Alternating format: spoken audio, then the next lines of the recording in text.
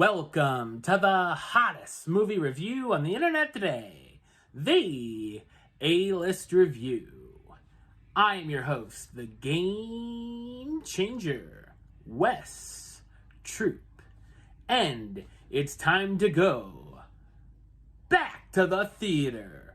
This is a film that was many years in the making, not so much filming it, but just sitting collecting dust on the shelf of Hollywood. So let's see if it's been worth the wait, shall we? My review of the 2022 fantasy film, The King's Daughter, coming up now.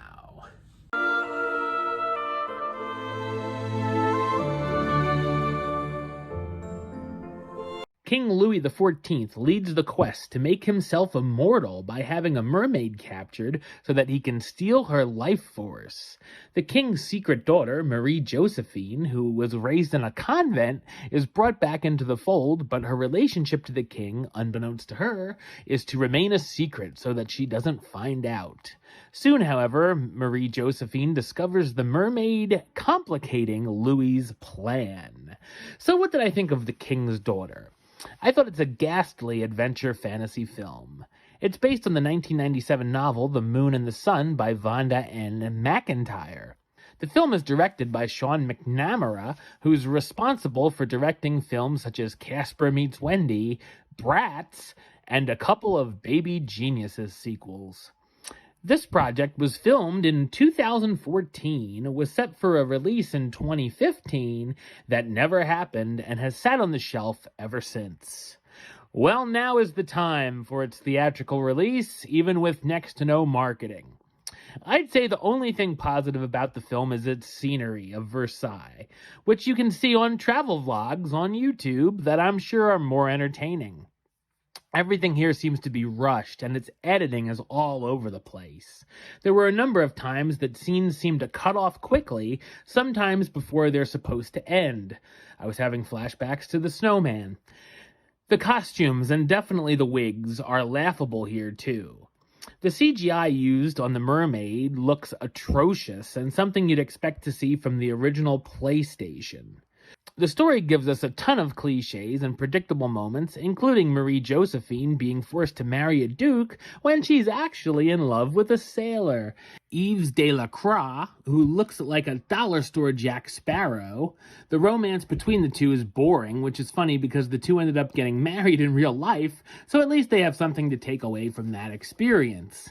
The script and dialogue is awful as well, with a ton of eye-roll-inducing moments. The comedy includes some horrid slapstick, and almost all of the laughs that I gave were unintentional. Pierce Brosnan's over-the-top flamboyance could be hysterical at times. There's also so many extras that look like they wandered in off the set of a Tim Burton film.